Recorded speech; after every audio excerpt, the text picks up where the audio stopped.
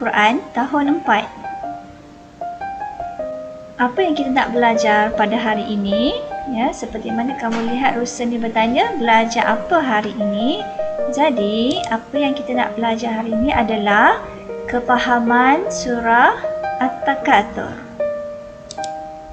Jadi insya-Allah untuk memulakan kepahaman surah At-Takatsur, eloklah kita sama-sama membaca surah At-Takatsur. Baik, insya-Allah baca bersama-sama dengan muallimah. Bersedia ya?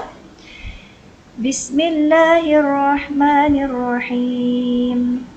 Alhaakumut takatsur hatta zurtumul maqabir.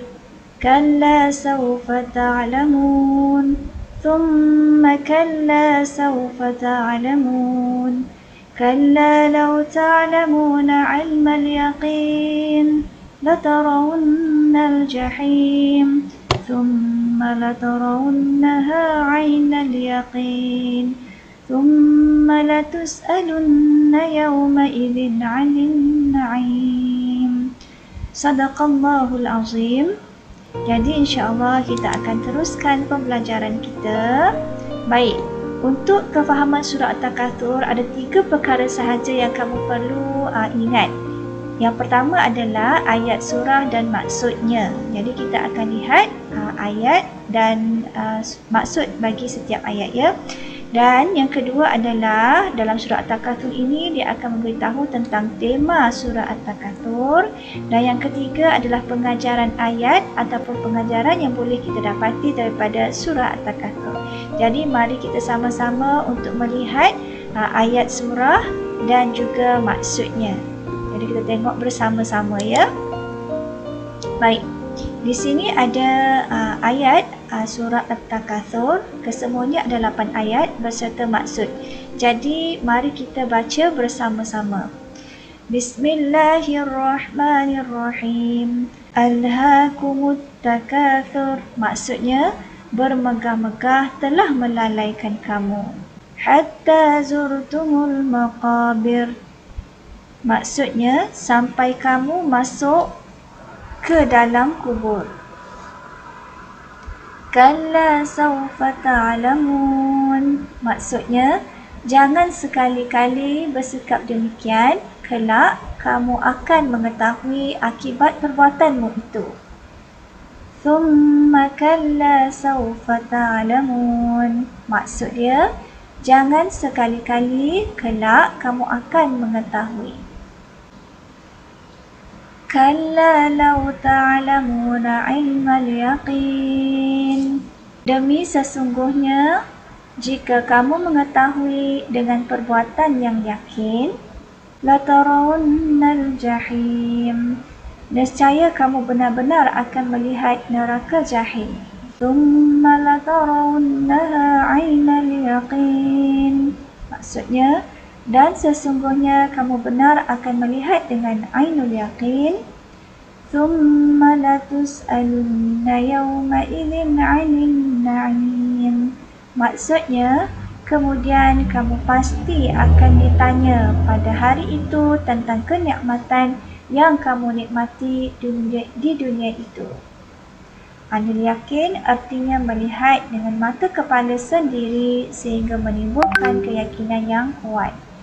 Baik, seterusnya setelah kita melihat ayat dan surah beserta maksudnya, maka mari kita lihat apakah tema surah bagi surah At-Takatsur.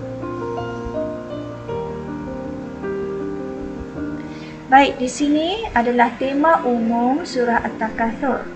Apakah tema bagi surah At-Takatsur? Takatsur bermaksud memperbanyak, iaitu tema bagi surah At-Takatsur adalah memperbanyak. Penerangannya, dalam surah ini Allah menegur orang-orang yang berlumba-lumba untuk mendapatkan harta, anak, pangkat dan pengaruh sebanyak mungkin selama mereka hidup. Akibatnya mereka lalai dari melakukan amal ibadat terhadap Allah. Jadi dalam surah ini yang temanya memperbanyak, Allah mendegur bagi mereka yang memperbanyakkan harta, anak-anak, pangkat dan pengaruh yang besar sehinggakan mereka lalai dalam mengingati Allah. Jadi, mari kita lihat pula yang seterusnya. Setelah kita melihat ayat surah dan maksud beserta tema surah, mari kita lihat apakah pengajaran bagi surah ini.